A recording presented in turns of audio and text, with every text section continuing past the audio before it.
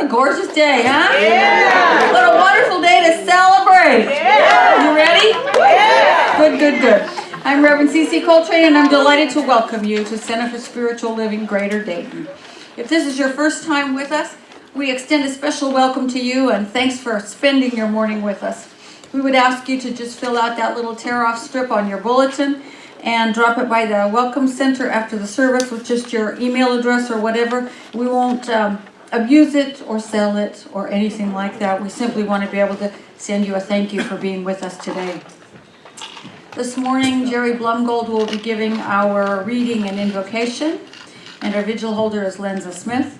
And Jerry Blumgold and Lana Mayhew will be doing our candle lighting, our interfaith candle lighting, which we do to remind ourselves of all the sources of wisdom from the world's religions that wisdom that's there for us to learn from and grow from. Stephanie. Yes. Who are the kids with this morning? Oh, Who are the kids with? Teresa Napkin, teens and tweens are in service. Sorry. Okay. The 5 to 10-year-olds are with Teresa Napkin. She's as surprised as we are.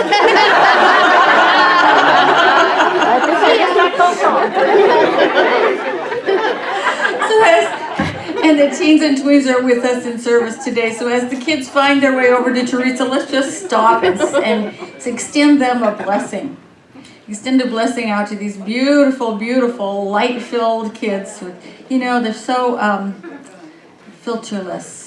And they have so much to teach us about simply saying yes to life. And so we bless them. We call them forth as a force for good in our world. And we bless all that they do today, knowing that it is good, that it is growthful, that it is filled with joy and happiness.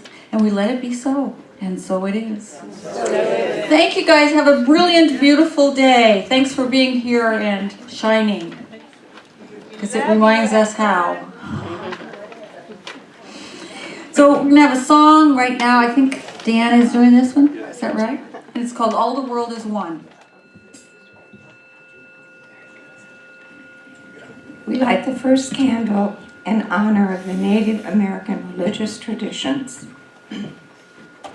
O great Creator, I come before you in a humble manner and offer you this sacred pipe. With tears in my eyes, and an ancient song from my heart, I pray.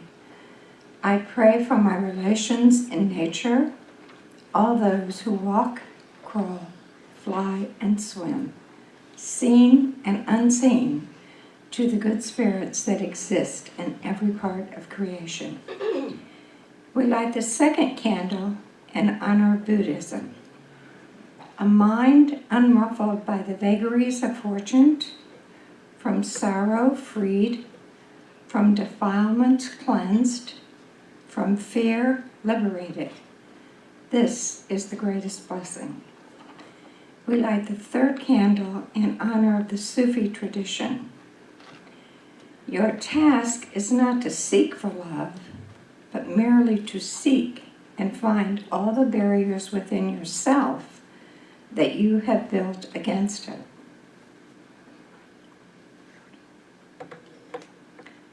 We light the fourth candle in honor of Christianity.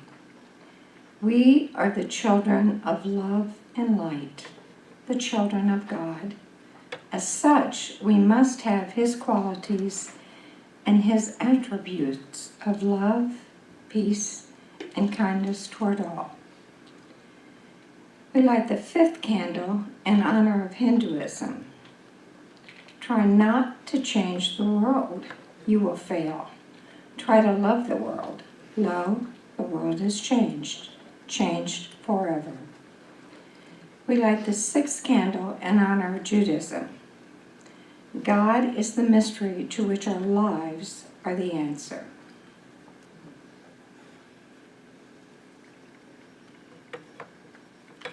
We light the final candle in honor of Taoism. Kindness in words creates confidence. Kindness in thinking creates profoundness. Kindness in giving creates love.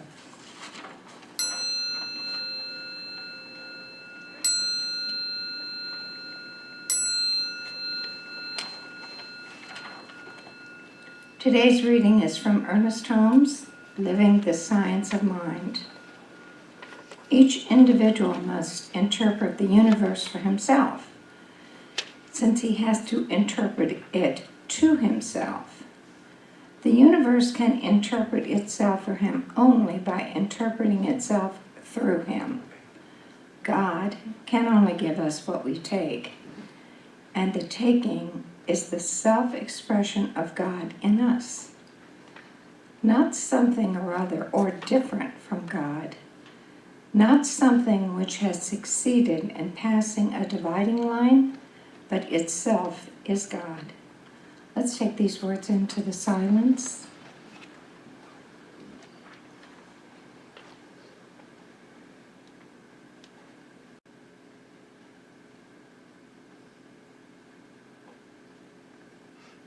So I know that today's service is God expressing, that everything that unfolds in the center today is God knowing God. Every aspect of this service is divine. Everything that unfolds today is God's joy, knowing the love and the light and the peace that we are. And I thank you, God, for this time that we are sharing together for this aspect of love and light and wholeness. And together we say, and so it is. Before we actually get started in the encouragement for today, let's take a couple of minutes and let our imagination soar far, far to the west, to the Rocky Mountains of Colorado. And let us bring into our minds our sister centers, the Center for Spiritual Living Grand Junction and the New Thought Spiritual Center of Northern Colorado, which is in Loveland. Ooh, these are centers just like this center, just like this center. They are the divine ideas. They are the manifestations of the divine on earth. Each one a place of light and love and joy and transformation. Each one a manifestation of this divine idea called community, spiritual community. And so right now I simply know for both of them that they are in the flow. They are solidly in the flow of the divine life and all resources that are necessary to their growth, expansion, evolution, and fulfillment of their vision and purpose. Those things simply flow to them effortlessly and easily, and like our community, they grow. They become more. They rejoice and celebrate. And then in simply knowing the truth that God is everywhere present, including right here and right now, in the heart of this community. And so knowing this is the truth about New Thought Center for Spiritual Living and Center for Spiritual Living Grand Junction, I let it be so, knowing that God's already got it. The universe has already said yes. And so it is. And so it is. So it is the last Sunday in March, and so we are wrapping up this monthly theme of being rooted in the divine. And so I want to begin with a couple of stories. And the first story comes from the Hindu tradition. It's about a teacher who was talking to a student about what the Hindus call the Atman, or the soul, the eternal, imperishable life of the universe that lives inside each one of us. And he was trying to convey that teaching because it's mystical, it's hard to talk about. So he finally said to the student, go get a fig and bring it here. And so the student went and got the fig, and this teacher said, open that fig up. What do you see? And the student said, I see lots of tiny little seeds. And the teacher said, open up one of those seeds. What do you see? And the student did so, and he said, I don't see anything.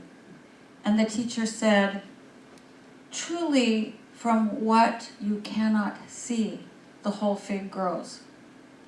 That is reality. That is Atman. That art thou. And the second is likewise a Hindu story.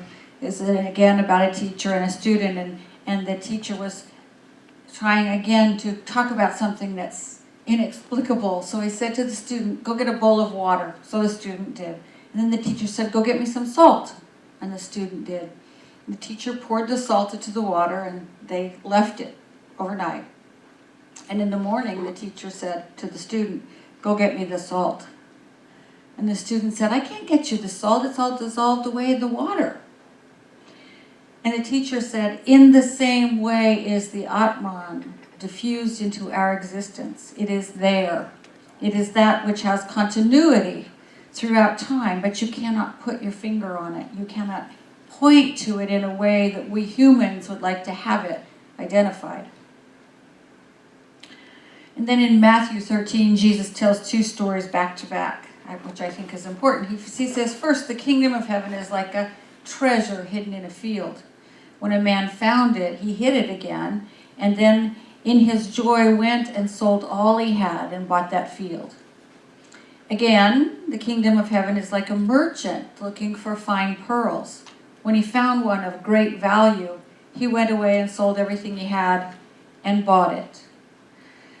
There's a common theme here, are you getting it? that there is a treasure within each one of us that belongs to us. It is the pearl of great price. It is of more value than we could ever imagine.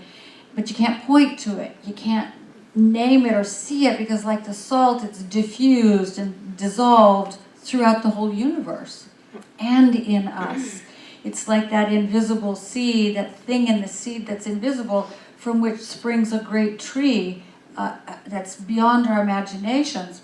And the seed is already there. We don't have to do anything for it. It's already there. And so our reading for today it reminds us that we interpret the universe, the life force, God, intelligence, whatever you want to call it. We interpret it through ourselves, and it interprets itself through us. And eons ago, we humans interpreted the universe as a place out there somewhere that had a lot of thunderbolts and angry gods and burning bushes and stuff like that in it. And then later, we came to regard the universe as having a certain set of rules that we had to live by. And some of those rules are common throughout religious traditions, and some are peculiar or particular to a particular, religion. And eventually we come to the place where we realize that we're inseparable from that force, that it lives in and as and through us, and there aren't rules, there are only truths to be taken into account. And then we realize that where it is, and that means in us and around us, and we're of it, and it is of us, and that's the self-evident truth. Ernest Holmes said, that's within us already, and that's the thing that the sages and mystics have been telling us forever. We don't have to go anywhere and get it. It's already here. The divine lives through us and as us. And the key is, of course, embodying that in our hearts and our minds and our souls, in everything that we do. Because once we arrive at that idea, then we have to let it sink down into our very way of being. We have to embody it. We have to know it in our heads, but also in our hearts and in our words and in our actions and in everything that we do. And then we become answerable to that. See, there aren't any rules. There's only becoming answerable to that divine force that is who we are. And that's what our world, I think, calls us to. There's another story which is appropriate for today because it's also a holiday in this part of the world called Palm Sunday. Another biblical story which is very appropriate. Jesus is with his disciples out in the countryside, and he's teaching them, and he's healing, and he's feeding the 5,000, and he's going up on the mountain to be transfigured and all that stuff. And then what does he do? He walks right into the heart of the problem. He heads right into Jerusalem, which is where the power is concentrated. The power of the government and the power of the religious authorities. It's all right there in Jerusalem. And the religious authorities were very, very powerful. So he walks into Jerusalem, he walks to the temple, and the temple is the place where these powerful, powerful religious authorities are making money hand over fist. Because in the forecourt are the money changers. The money changers didn't just take your dollar and give you 4 quarters. They took your whatever money it was from whatever far reach of the planet you were from, coming to Jerusalem on pilgrimage, and for a percentage changed it into half shekels, because half shekels were what you needed to pay the tribute due the temple authorities. So first of all, they charged you a percentage, and then they took your money as a tribute, right? And also in the forecourt were all of these animal, people who sold animals for sacrifice at very exorbitant prices. So Jesus walks in and he says, no more. He speaks truth to power. He turns the tables over and he chases the animals out with a whip into the streets so that hopefully they can go free. He points out to the scribes and Pharisees all their hypocrisies. He says to them, you're in the religious business for the gratification of your ego and your pocketbook, not for the service of God. He says, and this is a long list, he says, you set up obstacles for other people to get to the kingdom of God, and you will never set foot there because you set up those obstacles. He says, you hold material wealth higher than the sacred. He says, you tithe and you conform to the other religious requirements, but you neglect the weightier matters of the law, justice and mercy and faith. He says, you clean the outside of your cup when the inside is filled with corruption. Don't you get it?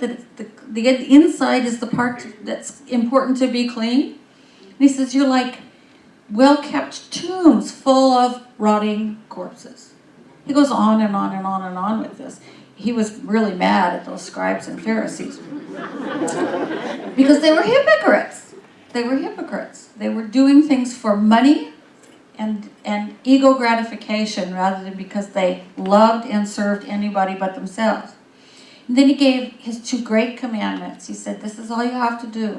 Love God with all your heart, all your soul, all your mind, all your strength, and all your being.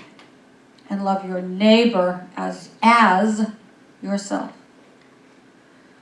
So did the powers that were holding sway in Jerusalem, the scribes and the Pharisees and the Romans, they got together and said, we got to get rid of this guy because he is speaking truth to our power, and it's going to cause us a lot of trouble. And they persuaded, of course, one of their own disciples to betray them, and we get to the rest of the story in a week. But the point of this story, for me, is that this great teacher, this great mystic, this great example, see, he knew what was coming. He knew it wasn't going to be a cakewalk. It was not going to be easy in Jerusalem, and he went there anyway. The corruption there required radical change. What was going on there was so far from integrity that he knew he had to go. And so he went straight to the temple, and he chased him out. And he said to everyone who was within earshot, do these 2 things. Love God with all of your being and love your neighbor as yourself. Live from that, be that, act from that, and you will have fulfilled everything required of you. So the Palm Sunday story, I think, is a story of an intentional act of holy disruption. Thousands of years later, it can still awaken us to our collective responsibility to one another. Love your neighbor as yourself. We're still to love God, and we're still to love each other as ourselves, and we're still to walk straight into the place where the trouble exists, with that love, with that clarity, living from the love we have, not only for ourselves, but for our neighbors. Not only for ourselves, but for God. We put that on. We put it on as our sacred armor. And I can't think of a more powerful illustration of how we're to live our lives. We're not meant to keep our physical selves only where everything is light and fluffy and warm. We're actually meant to engage with life. And we're to engage with life with that sacred armor on, that sacred armor of love, and that sacred desire to love you as I love me, and to love you as myself, and to love you as myself. Not as much as I love myself, as myself. Because you and I are we're all one, right? I can't love myself and not love you, and I can't love you and not love myself. To love other people as myself. We're supposed to meet the difficulties of the world with that, and never forget it. Never forget that we're here in love. And our founder, Ernest Holmes, said something similar. He was talking about the fact that we don't have to go out individually and move the world, because the world will move. It moves, however, according to how we are in it. He said, realizing that, however, does not lessen our duty or our obligation, it clarifies it. It enables us to do joyfully and free from morbidity that which we ought to do in the world. What we have to do is wear that love and shine that light. I think that's what Jesus was telling us. And you know, today is such a great time to be alive, I have to tell you. Yeah, our kids are calling us to this, right? Our teenagers are calling us to this. Yesterday I was down in downtown Dayton listening to a 16-year-old girl who was saying, you know, being love, we can change our world. Being love, we can change things. And then from Washington, D.C., there was an 11-year-old girl who was more articulate than most of us. She was astonishing. And the kids were all saying, together we'll shine the light. That's what that song was about. Together we will shine the light. We'll bring the love. We must never forget we have to write a new narrative of our world, and the way we do that is to step into the difficulties of the world wearing love, shining light, being different, being more, being brighter, who we are. They're calling us to remember what's true. What is the self-evident truth within us? That God lives here, and that God is expressing itself by means of me. And what's the highest expression of God? Love, right? Unconditional and shiny and bright and pouring out. It's the highest expression. That's what we're being called into in our work, in our families, in our individual transformation, in our thoughts, in our votes, in our interaction, in everything. In everything. So we have to ask ourselves, what am I avoiding? What person or situation or confrontation do I avoid because it might be difficult? And now let me think about it. Let me have a new thought about that certain person or situation or discussion. What happens if I walk forward into that discussion or situation or interaction with that person wearing love and shining light? How can it be different? And when we start doing that with everything, instead of saying, oh God, I got to go talk to that boss again, or I have to have this conversation, this fierce conversation with someone about something that's a problem. If instead we remember, just like Jesus, we're walking right to the heart of the problem with the love that we are. Talk about things getting different. They surely will. They surely will. As the can't remember which reading it was said, you don't have to change the world or move the world. You'll fail. But if you come with love, lo, the world is changed forever. It's really true. It's really true. So my invitation this Palm Sunday is to think some new thoughts. Think in a new way. Think about the great spiritual teachers and moral leaders we know about. Jesus and Gandhi and Martin Luther King and even the Buddha. Oh, here's a great Buddha story for you. One time, the Buddha was confronted by a man called Angulimala, and that name means necklace of fingers, because he was wearing a necklace of 999 fingers, and the right finger, he was told to take the right finger from each of his victims, and he had killed 999 people. He was a serial killer. And the Buddha knew that Angulimala was about to go after his 1,000th victim, and so he stepped in front of him. And Angulimala came after him with his sword, and the Buddha moved away, and Angulimala could never catch up to him. Because the Buddha, with his mental powers, was somehow staying just ahead of this crazed killer. And finally, Angulimala yelled, "Buddha, you must stop!" And the Buddha turned around and said, "I have stopped. It is you, Angulimala, who must stop." Which totally rocked this guy's world, and he had to sit and think about it and ponder it, and ultimately he threw away his sword and became a monk studying with the Buddha, who always treated him with love and compassion. The great spiritual teachers tell us not to avoid life, but to march toward it, into it, wearing the armor of love. Love for ourselves, love for each other, for the whole of creation. And when we do that, nothing can stay the same. It's impossible. Nothing can stay the same. It must change, whether it's a disagreement with a child or a spouse, or a society that has wacky priorities. Like our kids were saying, somehow military-grade weapons are more important than our lives. Something wrong there. Profit is more important than equality. There's something wrong there. When we put on our armor and bring our light, then we start to change things.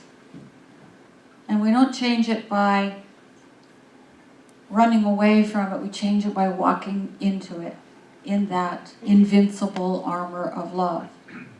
With that invincible inner light and power that is always there with us. That's how we create a world of enfranchisement and joy and enough and love and self-expression and all of those other things that make up for us a world that works for everyone. So I invite you today to approach the world with courage and love and peace in your heart and light on your face and see what happens. And so right now let's join together in consciousness, in the consciousness of love. As we remember that which is the glue and the matter of the universe is love. It is love expressed as consciousness. It is love expressed as creativity. It is love expressed as abundance and health and joy. It is love expressed as intelligence and power and compassion. It is that thing we call God, or the universe, or the infinite life of all, or any one of 10,000 names, but we're all speaking about that same power and presence that is everywhere and in every moment of time and always expressing itself somehow. And at root, its basic expression is that of love. And it is that power and presence that expresses as me and as everyone in this room, as all creation. And here we are, conscious of it, conscious of ourselves in it, conscious that we are manifestations of it. And so what I know right now is that each one of us just says yes to showing up clad in the armor of love and bearing the light of love, so that God can express itself through us as its most potent and beautiful and powerful form. That love that has no condition, that love that is simply love for the sake of love, that shatters foundations and builds newly, that lifts people up from the deepest place they may find themselves, the darkest place they may be, that lifts them up into the light, that reminds them that they too are manifestations of this one. From that love that not only chases away the money changers and the sacrifice sellers from the temple, but fills the entire temple with light and invites the world in. It says, yes, I love you as myself. Please come in and find what is here for you. The same love, the same light, the same allness that God is. That is what each one of us is and expresses and lives from and lives through and shows up as. And so I know we simply walk to wherever it is we are needed with confidence and joy, wrapped in love and shining our light. And we change everything. And it is good, and it is very good, and it is beyond good. And so I know this is the truth about us, and I say thank you. I say thank you to that power and presence that says yes to us as we say yes to it. And in deep gratitude, I simply let it all go. I release it. I surrender it into that power and presence, knowing it's already so. And we say together, and so it is.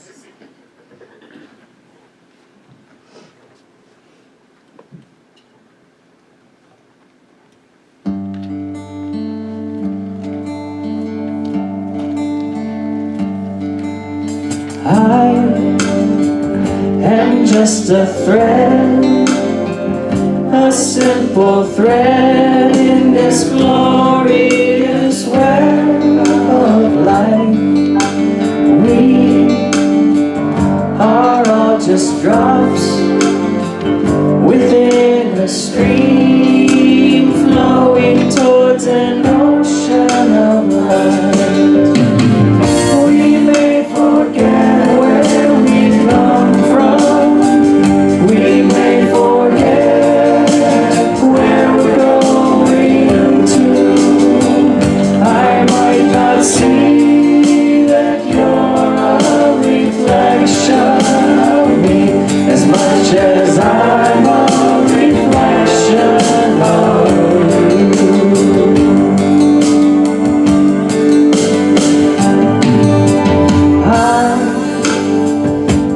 Just a seed, a blessed seed with eternity unfolding in me. And I pray that as I grow, I will reveal the love that illuminates my soul.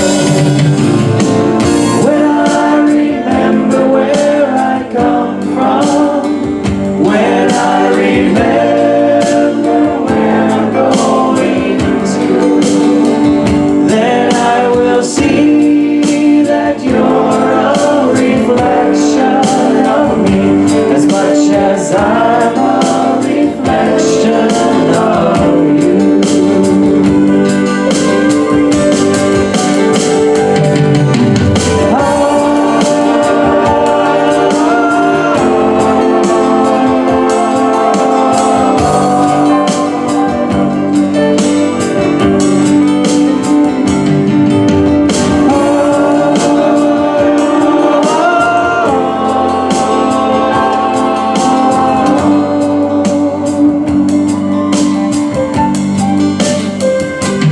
This is my simple prayer. May I become a reflection of the infinite one. This is my simple prayer. May I become a reflection of the infinite one. This is my simple prayer. May I become a reflection of the infinite one. This is my simple prayer. May I become a reflection of the infinite one. Oh, yes, amen. And now we have an opportunity to give in support of our community, because it is our community, serving us in our own transformation and helping us change the world one mind at a time. I'm reminded of something I think Eckhart Tolle said. He said, your own transformation is the greatest gift you can give the world. And that's what we're all about here, is transforming ourselves to live more in the flow of life. And so affirm with me, I know the activity of abundance in my life. I know the activity of abundance in my life. And in this center. And in this center. I give and receive generously. I give and receive generously. From this everlasting flow of good. From this everlasting flow of good. And so it is. Somebody said the other day, you know that Kyle, he sings better than Elvis. That's high praise, thank you. You sound really good today, by the way. Let's see, a couple of announcements. Let's see, is Denise here? So I guess I do have to make this announcement, huh, Ann? Cooking with God. If you didn't pick one up already, there are back by the door something that says 8th Annual Cooking with God Fundraiser Event Guide. In it is everything you might want to know about our fundraiser. The whole idea is that you take this form inside and come up with a fun event that involves food. And fill this sheet out and get it back to us at either in the green folder that's at the Welcome Center or in the office. And we will take it from there. What these events have in the past been everything from chocolate and, let's see, it was past life regression, I think. Chocolate and something to, one year we put the labyrinth out and had a labyrinth walk and then dinner, to anything and everything you can think of. It can be a small snack or dessert or a full-blown meal, whatever you want to do. And it's just an opportunity for us to come together and have some fun and get to know each other. And it also raises money for the center because you host the event. People buy tickets to your event and the money comes back to the center. The goal for this, that the campaign chairs chose this year was 20 events and $5,000, which will be a wonderful, wonderful thing, and lots of good relationships formed thereby. So if you didn't already get one of these, pick it up, consider hosting an event, and absolutely, absolutely plan to get your tickets. And I think the date for that is, I can't remember. April 15th is shortly after April 15th is when the events will all be laid out for you, and then you can choose for the ones that you want to attend.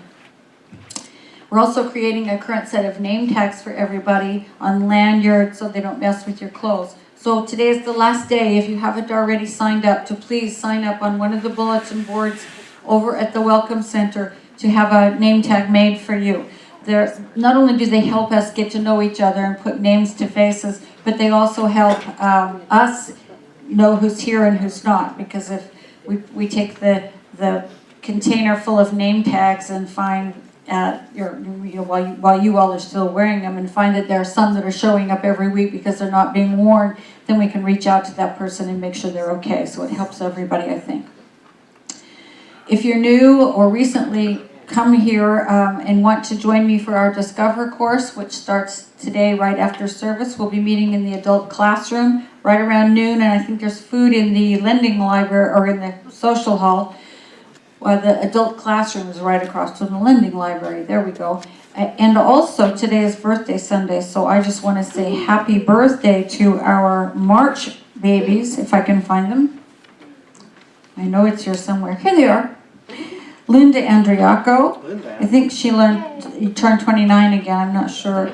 Carol Jackson, ditto, 29 again. Scott Merritt, Michelle Hale, and Bill Perkins. And I hope we haven't missed anybody, but if we did, please write us a note, because it means we don't know when your birthday is, and we would love to. So happy birthday to all of the March babies. Go celebrate with some birthday cake in the social hall.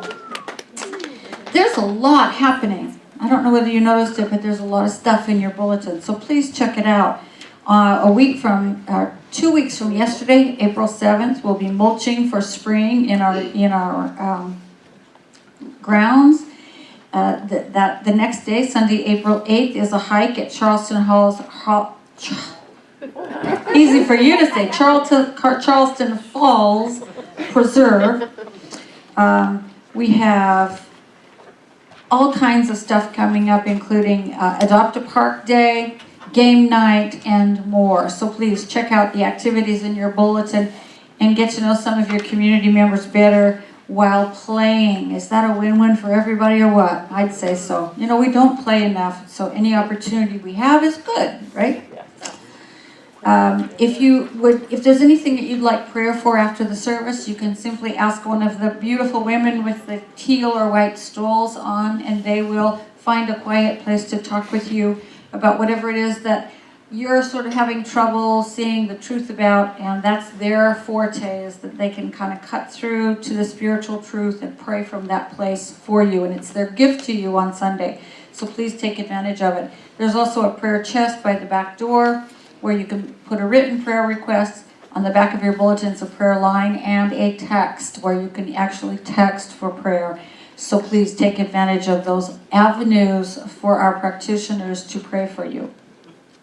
So now it's time to, in a minute, do our closing affirmation. But as soon as we're through, be sure you stand up and hug everyone you possibly can around you, because hugs are very good for you emotionally and physically and mentally and spiritually. Hugs are good. So do that and introduce yourself to somebody you don't know, and maybe they'll give you a hug. Thanks to everybody who made today possible. All of you, first of all, and our ushers and greeters and practitioners and the welcome team and the amazing Higher Mind Band. All rock. Love it, love it, love it. So let's stand for our closing affirmation, our closing song, which is I Release and I Let Go. So repeat after me. Today I release my fears. Today I release my fears. And I put on love. And I put on love. I let my love lead the way. I let my love lead the way. As I walk into whatever life brings. As I walk into whatever life brings. Remembering who I am. Remembering who I am. And so it is. And so it is. Have a great week, everybody.